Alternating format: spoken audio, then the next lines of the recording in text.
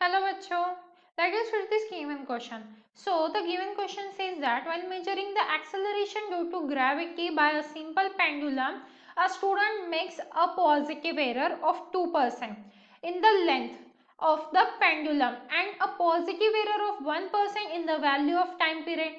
His actual percentage error in the measurement of the value of g will be. तो देखिए बच्चों, यहाँ पे हमें बताया जा रहा है एक बच्चा है जो क्या कर रहा है, acceleration due to gravity of simple pendulum measure कर रहा है।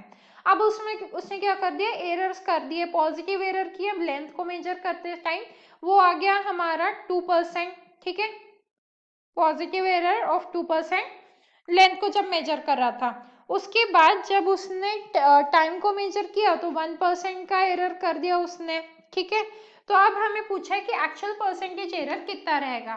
तो अब देखो, सबसे पहले acceleration due to gravity by simple pendulum होता क्या है, g इज इक्वल टू 4π² और ये हो जाएगा L/t², राइट।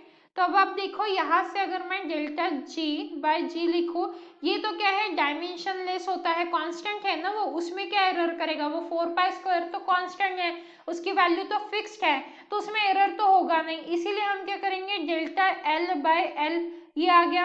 अब ये एक्चुअल में हम क्या लिख सकते हैं, ये L इंटू t-2 लिख सकते हैं। ठीक है, तो यहाँ पे पर 2 ही आएगा, क्यों, क्योंकि एरर्स हमेशा ऐड होते हैं, वो सब्ट्रैक्ट नहीं हो सकते, इसीलिए हम सिर्फ मैग्नीट्यूड को कंसिडर करेंगे और नेगेटिव साइन को इग्नोर करेंगे।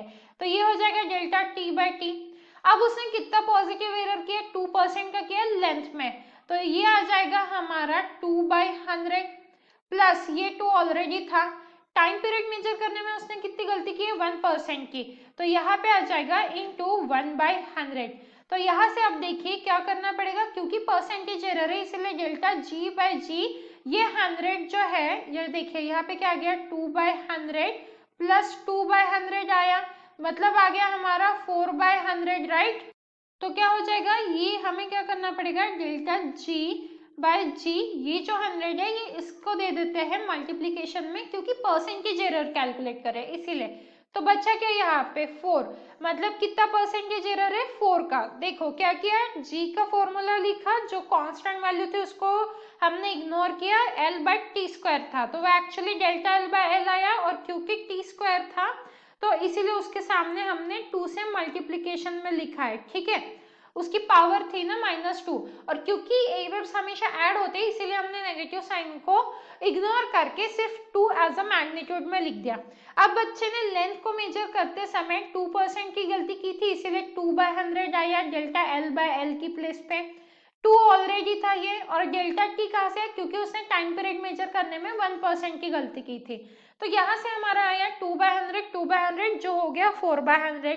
तो इसीलिए फाइनल आंसर हमारा आ गया 4%। ठीक है, so this is the final answer and I hope you understood it well. All the best.